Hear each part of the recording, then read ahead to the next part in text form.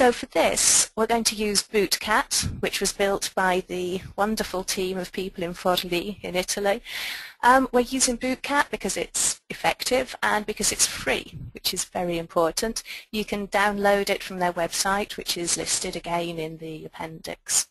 So basically what Bootcat does is helps you to build a corpus quickly. So I'm going to take you through that process. So the first thing that you have to tell Bootcat is what you want to call your corpus and what the language is. Now in this example, we're going to assume that I need to build a quick comparable corpus of texts about farmhouse holidays.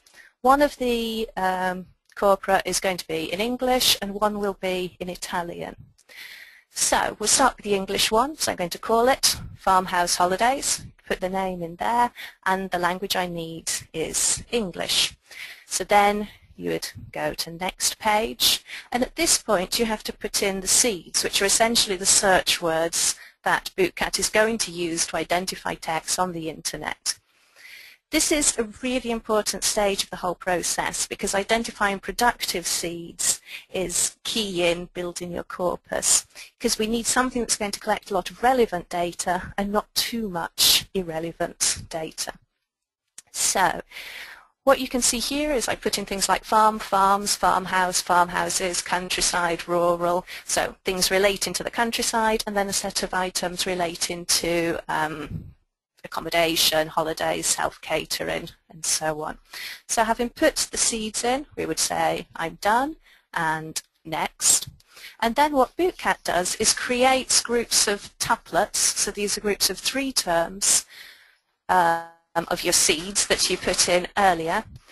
And what you can do here is go through them and deselect the ones which don't seem to be as productive. So you can see that I've deselected holiday, self-catering and holidays because I don't think this is going to get me something about farmhouse holidays.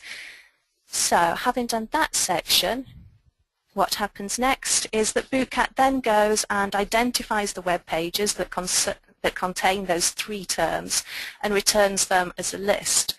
Now what you can see here is that I've specified the internet domain as co.uk because I'm interested in my English subcorpus being British English. Now obviously put in co.uk doesn't mean that they will be British English, but it does mean at least they came from a British domain, so it's more likely at least.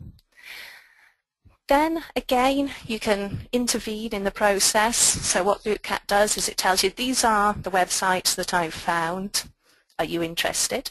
So you can go through them. For example here, self-catering guide seems as though it might be useful. Down here you can see that I've deselected some because this is from a chartered surveyor and so I don't think that is going to be relevant.